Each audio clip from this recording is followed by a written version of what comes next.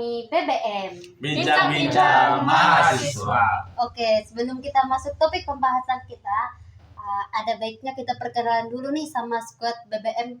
Perkenalkan, nama saya Tria Seringoringo. Saya Dila Cindy Antika. Saya Restu Wahyudi. Saya Muhammad Yasir Akbar. Saya Anca Pratama Atmaja. Oke, karena podcast kita ini tentang pendidikan, kenapa kita nggak mulai dengan apa itu pendidikan? Secara umum, pendidikan adalah proses belajar dan pengembangan kemampuan yang dilakukan secara sistematis dan terstruktur untuk meningkatkan kualitas hidup seseorang. Nah, kalau pengertian pendidikan menurut KBBI itu adalah suatu upaya sadar dan terencana untuk mewujudkan suasana belajar dan proses pembelajaran agar peserta didik secara aktif mengembangkan potensi diri mereka, mencapai kedewasaan, dan mempersiapkan diri untuk kehidupan yang bermakna.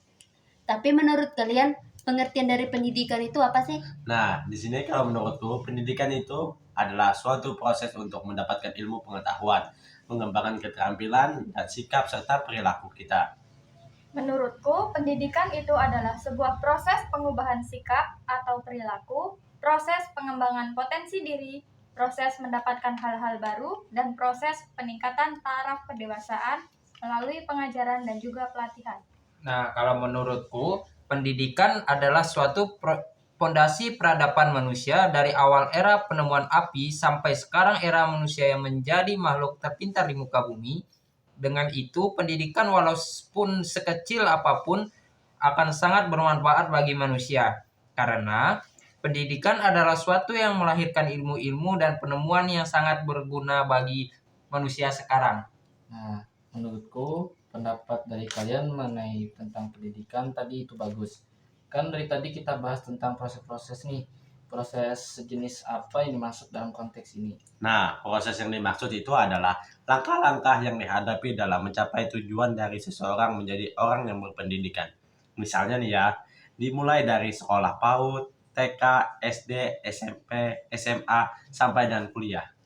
Pendidikan juga bukan cuma bersekolah aja loh. Pendidikan juga ada jenisnya. Jenis-jenis pendidikan itu ada 3 macam, yaitu pendidikan informal, pendidikan formal, dan pendidikan non-formal. Kalau pendidikan informal itu didapatkan dari pengalaman sehari-hari dengan sadar atau tidak sadar, mulai dari lahir sampai akhir hidupnya. Betul itu. Nah, kalau pendidikan formal itu kan pendidikan yang diperoleh dengan mengikuti program-program atau kebijakan yang telah ditentukan oleh kementerian suatu negara atau suatu institusi. Misalnya pendidikan jenjang SD sampai jenjang kuliah. Kalau dari aku, pendidikan non-formal itu yang bersifat pendidikan di mana saja. Maksud aku, di mana semua hal yang ada di lingkungan seseorang dapat berupa pendidikan seperti pendidikan dalam keluarga, bermasyarakat, norma-norma, dan kelompok atau organisasi. Dari situ, orang dapat belajar akan hal baik buruk dalam kehidupannya. Betul apa yang sudah disampaikan Dila tadi. Pendidikan itu tidak hanya kita dapatkan dari sekolah. Bisa juga didapatkan dari lingkungan sekitar, baik itu dari lingkungan keluarga, lingkungan pertemanan, dan lingkungan masyarakat, dan dari pengalaman sehari-hari. Oke, misalkan nih, ada seorang yang putus sekolah, contohnya hanya menempuh pendidikan sampai jenjang SMP.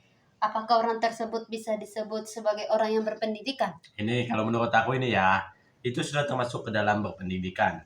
Karena kan dia sudah belajar dari SD selama 6 tahun sampai dengan SMP selama 3 tahun. Jadi dia sudah menempuh pendidikan selama 9 tahun. Itu sudah mendapatkan ilmu dari sekolah. Nah, jadi itu sudah bisa disebut berpendidikan menurut aku. Kalau menurutku, jika seseorang putus sekolah saat SD, SMP, atau SMA, maka tidak dapat dikatakan berpendidikan. Jenjang pendidikan sendiri termasuk salah satu jenis pendidikan yang ada di Indonesia. Dengan adanya siswa yang putus sekolah, maka dapat mengganggu tercapainya tujuan pendidikan nasional dan juga dapat menghambat kemampuan seseorang untuk mengembangkan diri secara optimal. Walaupun sekarang kita bisa memperoleh informasi atau ilmu pengetahuan dari manapun, misalkan dari internet, YouTube, dan yang lain, kita tetap perlu bimbingan dari seseorang yang paham di bidang pendidikan ini. Kalau aku kurang sedikit setuju sama pendapat yang sudah disampaikan Dila. Menurutku, tentu saja orang yang putus sekolah saat jenjang SMP bisa dikatakan berpendidikan. Pendidikan kan tidak hanya terbatas pada formalitas sekolah. Seperti yang sudah dibahas sebelumnya, ada 3 jenis pendidikan. Jadi, orang yang putus sekolah ataupun orang yang hanya sekolah sampai SMP pun bisa disebut berpendidikan karena setelah orang tersebut putus sekolah, dia masih bisa mengembangkan pengetahuan, keterampilan, dan kepribadian mereka melalui pengalaman hidup, pelatihan, atau pembelajaran mandiri. Kalau dari aku sih lebih menekankan kenapa seorang anak itu terpaksa putus sekolah. Bisa jadi faktor lain yang mempengaruhi karena setiap anak pasti awalnya ingin sekolah, tapi faktor seperti ekonomi, keluarga, dan lingkungan yang membuat anak itu kehilangan motivasi dalam melanjutkan pendidikannya. Oke, berarti sulit untuk memberikan jawaban yang tegas apakah orang yang putus sekolah bisa disebut sebagai orang yang berpendidikan ya. Seperti pendapat Dila tadi, pendidikan formal itu mengacu pada pendidikan yang diperoleh melalui institusi pendidikan seperti di sekolah mulai dari SD hingga kuliah. Seseorang yang telah menyelesaikan pendidikannya umumnya dianggap sebagai orang yang berpendidikan.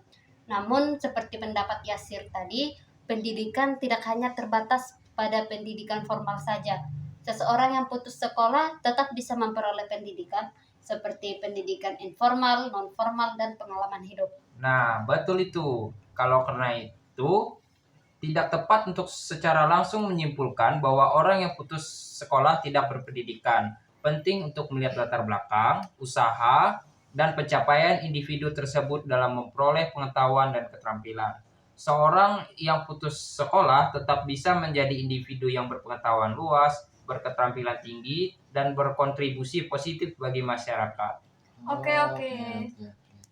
Kayak selanjutnya kita masuk ke topik selanjutnya yaitu peran pendidikan. Peran guru dalam dunia pendidikan kan sangat penting, termasuk sebagai pengajar, pendidik, dan pembimbing. Sebagai pengajar, guru harus mengajarkan ilmu pengetahuan kepada murid. Sebagai pendidik, guru memberikan arahan dan teladan agar murid mengikuti norma masyarakat. Dan sebagai pembimbing, guru harus membimbing murid agar tetap berada di jalur yang benar selama proses belajar mengajar. Nah, pertanyaan saya nih, di antara kita ini ada nggak orang tuanya yang berkecimpung di dunia pendidikan? Adalah mama gua adalah mama gua kan guru SD. Nah, gua juga bokap tuh kerja di bidang pendidikan. Ya, you know lah. Oke. Mau nanya nih, tapi jangan tersinggung ya. Menurut kalian berdua, ada nggak sih perbedaan perlakuan dari orang tua kalian yang berkecimpung di dunia pendidikan pada saat mengajar anaknya dan siswa lain di sekolah? Ini menurut pengalaman aku dulu ya. Saat aku diajar oleh mama aku, terus dituntut harus bisa segalanya. Harus lebih dari murid yang lainnya yang berada di kelas. Dan juga aku ngerasa tertekan sih di sekolah karena mama selalu larang ini itu. Tapi ada yang nanya juga sih, misalnya ada tugas yang diberikan, aku tahu duluan apa tugasnya dan bisa mengerjakan lebih awal. Sambil dibantuin mama sih, sedikit aja, nggak banyak-banyak. Dia yang ngerjain. Kalau soal ngajar di dalam kelas, mama nggak ada ngebedain aku sama murid lain. Aku manggilnya aja disuruh pakai kata ibu guru. Kalau di dalam kelas nggak ada perbedaan atau pilih kasih. Mama soal ngajar di dalam kelas antara aku dan murid lain. Itu aja sih seingat aku. Nah, kalau gua sih, namanya orang tua kan pasti punya perhatian khusus ke anaknya. Pasti setiap orang tua mau anaknya bagus dalam pendidikan. Kalau gue sih dulu dapat perhatian lebih dalam hal materi yang akan datang. Nah, materi yang lebih dulu diajarkan bokap, jadinya pas materi dibahas di kelas, guanya lebih cepat paham karena konsepnya ngulang pelajaran yang sudah gua pelajarin kemarin kalau tugas sih nggak pernah sih dibantu secara khusus sampai dikerjain bokap. Tapi kalau gua nggak ngerti materi tugas gua minta ajarin gimana cara nyelesainnya dari bokap. Itu aja sih privilege yang gua dapat dari ortu yang kerja di dunia pendidikan. Oke. Kan kita udah dengar nih pendapat dari mereka dua tadi tentang perlakuan jadi anak guru. Sekarang aku mau nanya sama kalian berdua deh, Dila sama Yasir. Kalau menurut kalian ada nggak perbedaan perlakuan guru sama anaknya atau dengan sesama anak guru dengan anak siswa lainnya? Oke, menurut pengalamanku, selama menjadi siswa yang orang tuanya bukan guru, terdapat perbedaan dalam cara guru tersebut dalam memperlakukan anak dan siswa lainnya. Guru tersebut akan menjadi lebih sensitif terhadap anaknya sendiri. Biasanya guru tersebut akan menjadi lebih sensitif terhadap kebutuhan anaknya di kelas. Sensitifnya itu lebih ke arah misalnya dengan memberikan bantuan lebih intensif atau memberikan pujian yang lebih sering dibandingkan pada siswa lainnya. Mereka juga mungkin lebih memperhatikan perkembangan anaknya secara individual dibandingkan siswa lainnya, seperti mengetahui kebutuhan khusus atau mengambil tindakan lebih cepat jika ada masalah yang muncul pada anaknya. Oke, kalau Dila gimana Dil? Ada pengalaman kah? Ada, ini aku cerita aja ya. Dulu waktu kelas 4 SD pindah ke sekolah baru, ya di desa sebelah dari sekolah yang sebelumnya.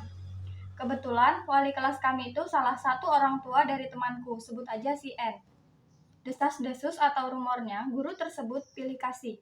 Kayak punya perlakuan khusus buat anaknya. Misalkan nih, kami ada ulangan harian, nanti nilai anaknya dibuat lebih tinggi dari siswa yang lainnya. Terus temanku itu dapat peringkat di kelas, karena campur tangan orang tuanya. Dia juga punya kakak, umurnya 1 tahun di atas kami, dan kata mereka, kurang lebih perlakuannya juga sama, dapat perlakuan khusus dari orang tuanya di kelas. Untuk kebenarannya sendiri, aku nggak tahu ya gimana, karena setelah naik kelas, rumor itu hilang, dan temanku si N ini kelihatan pinter-pinter aja di kelas. Nah, untuk kita lanjut saja ke topik selanjutnya ya. Tadi kan kita sudah bahas tentang pendidikan serta masalah tentang pentingnya pendidikan bagi kita. Selanjutnya, kita akan bahas tentang kebijakan pemerintah adanya aturan yang baru dikeluarkan, yaitu masalah harus melanjutkan pendidikan lagi ke PPG atau pendidikan profesi guru. Setelah kita menyelesaikan pendidikan S1, maka kita harus melanjutkan PPG menjadi guru profesional agar bisa dapat sertifikasi dari pemerintah. Nah, menurut kalian nih, gimana pendapat kalian tentang penjelasan aku tadi? Menurut aku, PPG yang diselenggarakan oleh pemerintah sangat berguna untuk seorang calon guru dalam membangun seorang tenaga pendidik yang profesional dan handal dalam menjalankan tugas sebagai pondasi pendidikan di Indonesia. Kalau menurut pendapatku sendiri, kebijakan tersebut dapat memperkuat kualitas pendidikan dan meningkatkan profesionalisme guru. Tetapi juga perlu dipertimbangkan dampaknya terhadap biaya dan waktu yang diperlukan bagi para lulusan sarjana S1.